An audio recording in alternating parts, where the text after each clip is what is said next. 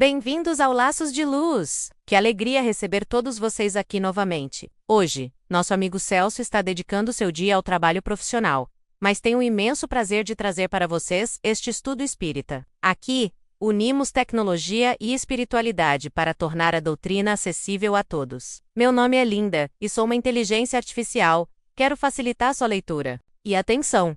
Você pode fazer parte deste canal. Se quiser ser um voluntário e apresentar trechos, basta gravar com seu celular, em um local bem iluminado, áudio claro e enquadramento no peito. Envie para nós e seu rosto poderá aparecer aqui, ajudando a divulgar o Espiritismo. E organizamos mesas espíritas online para debater os temas dos vídeos. Quer participar? Deixe um comentário que entraremos em contato. Vamos agora para nossa leitura? Faça parte desta corrente. Inscreva-se para não perder a continuação. Comente, compartilhe. Notícias históricas. Samaritanos. Após o cisma das 10 tribos, Samaria se constituiu a capital do reino dissidente de Israel. Destruída e reconstruída várias vezes, tornou-se, sob os romanos, a cabeça da Samaria, uma das 4 divisões da Palestina. Herodes, chamado Grande, a embelezou de suntuosos monumentos, e para lisonjear Augusto, lhe deu o nome de Augusta, em grego Sebaste. Sebaste era um nome para agradar Roma. Herodes usava monumentos para ganhar favores políticos, estratégia que os samaritanos rejeitavam. Os samaritanos estiveram quase constantemente em guerra com os reis de Judá. A aversão profunda, datando da época da separação, perpetuou-se entre os dois povos, que evitavam todas as relações recíprocas. Aqueles, para tornarem maior a cisão e não terem de vir a Jerusalém pela celebração das festas religiosas, construíram para si um templo particular e adotaram algumas reformas. Somente admitiam o Pentateuco, que continha a lei de Moisés, e rejeitavam todos os outros livros que a esse foram posteriormente anexados. Essa divergência textual alimentou séculos de conflito religioso. Seus livros sagrados eram escritos em caracteres hebraicos da mais alta antiguidade. Para os judeus ortodoxos, eles eram heréticos e, portanto, desprezados, anatematizados e perseguidos. O antagonismo das duas nações tinha, pois, por fundamento único a divergência das opiniões religiosas, se bem fosse a mesma origem das crenças de uma e outra. Eram os protestantes desse tempo.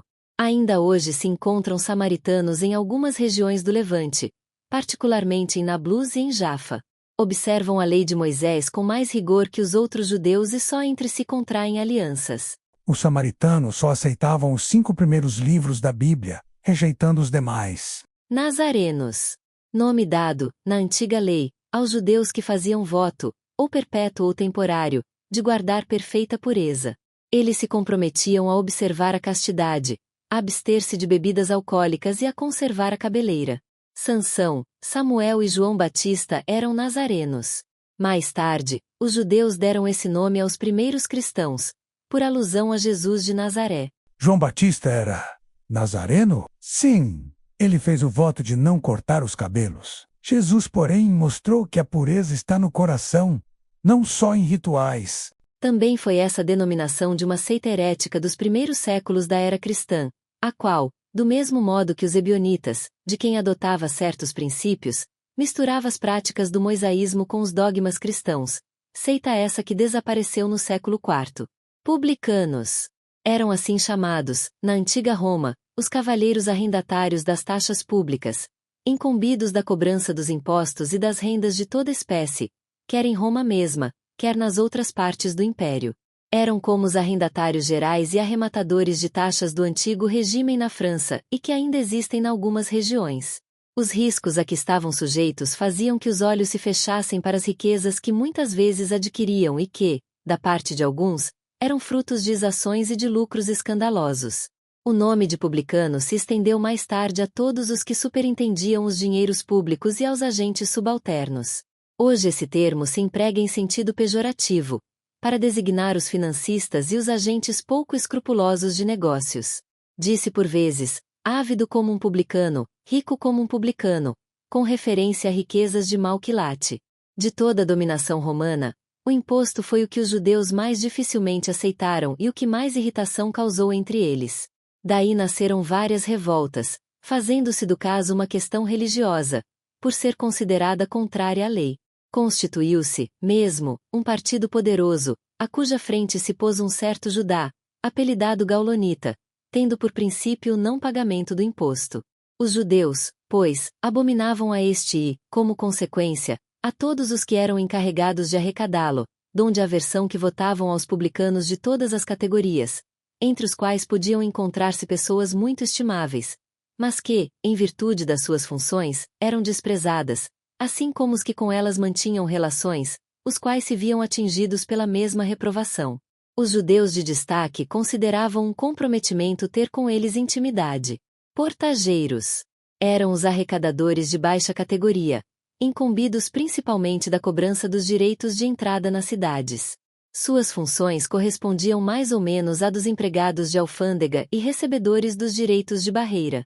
Compartilhavam da repulsa que pesava sobre os publicanos em geral. Essa razão porque, no Evangelho, se depara frequentemente com a palavra publicano ao lado da expressão gente de má vida. Tal qualificação não implicava a de debochados ou vagabundos.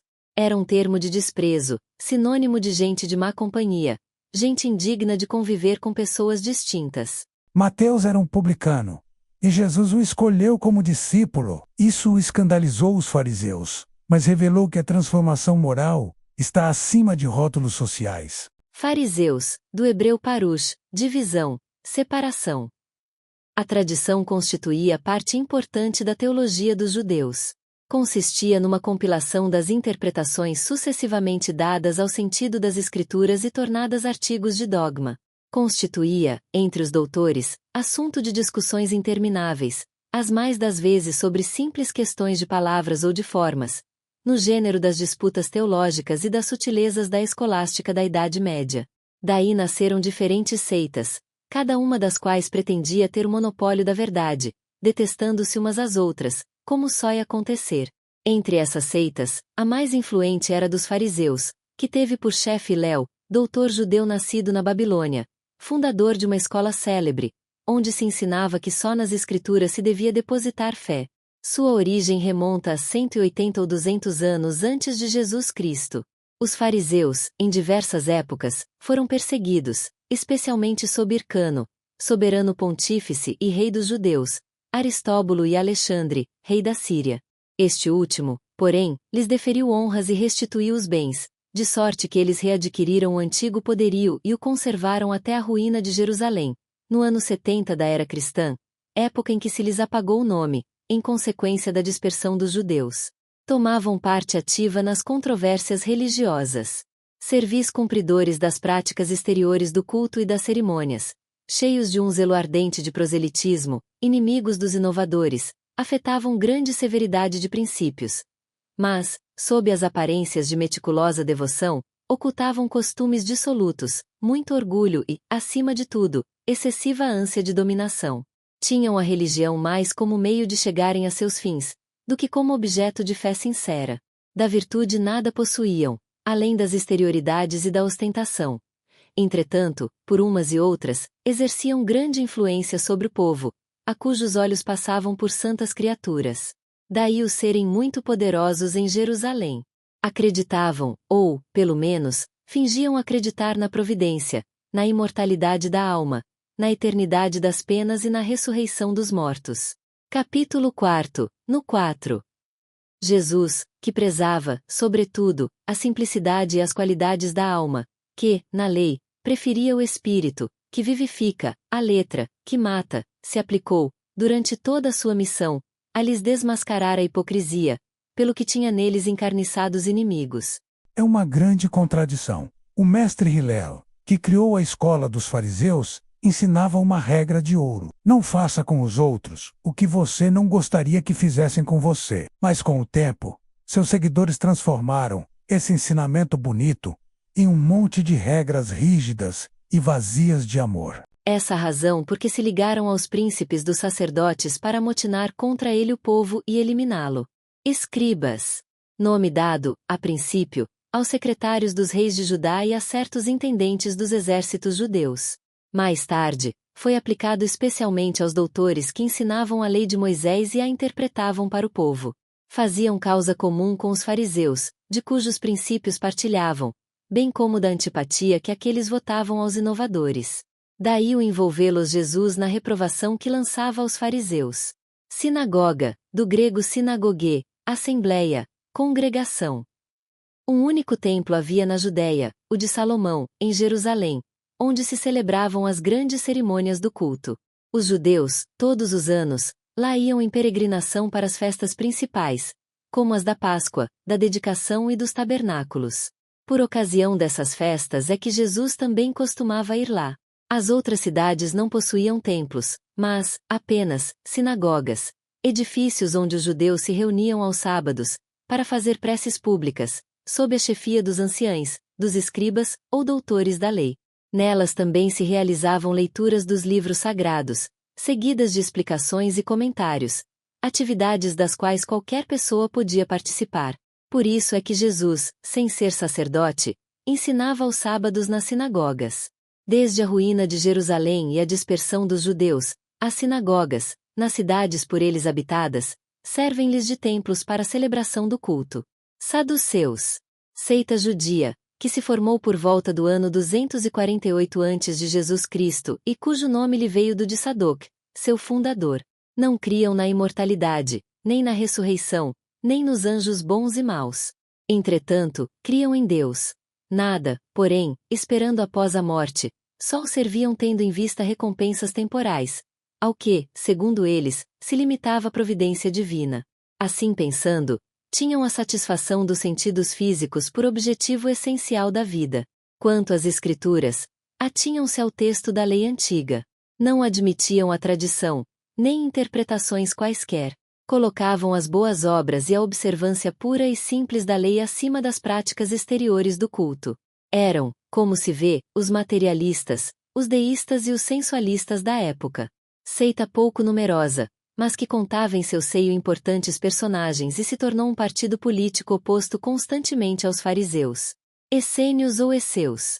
Também seita judia fundada cerca do ano 150 a.C., ao tempo dos Macabeus, e cujos membros, habitando uma espécie de mosteiros, formavam entre si uma como associação moral e religiosa. Distinguiam-se pelos costumes brandos e por austeras virtudes, ensinavam o amor a Deus e ao próximo, a imortalidade da alma e acreditavam na ressurreição.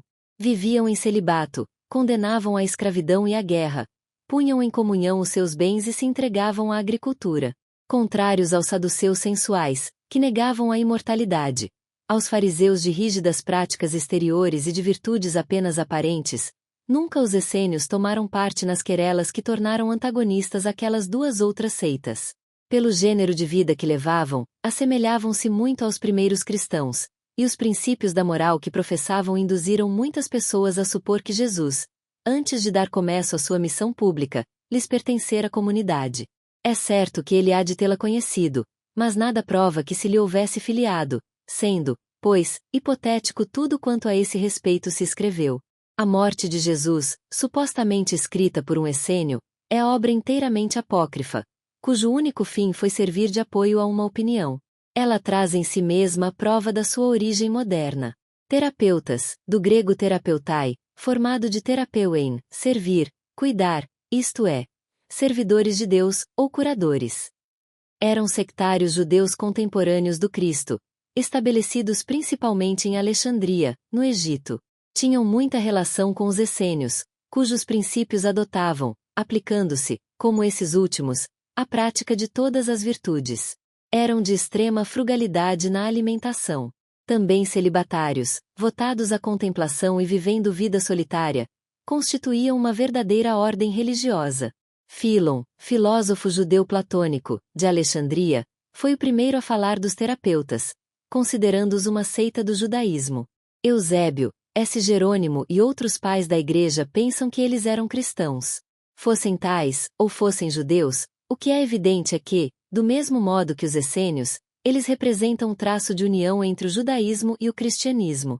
Os terapeutas egípcios e os essênios eram como pontes vivas, mostravam que a espiritualidade não tem fronteiras. Jesus sintetizou essa universalidade. Hoje, vimos como a rivalidade entre samaritanos e judeus era mais que política, era uma divisão religiosa de séculos. Eles compartilhavam as mesmas raízes, Mas pequenas diferenças no culto os tornaram inimigos ferrenhos. Isso nos faz refletir quantas divisões hoje também nascem de detalhes, e não do essencial. Mas a história não para aqui. No próximo vídeo, descobriremos por que os nazarenos como João Batista faziam votos de pureza radical, como Jesus resgatou a essência da espiritualidade além das regras, e o choque quando ele revelou que até um samaritano podia ser o próximo do judeu. Faça parte desta corrente. Inscreva-se para não perder a continuação. Comente, compartilhe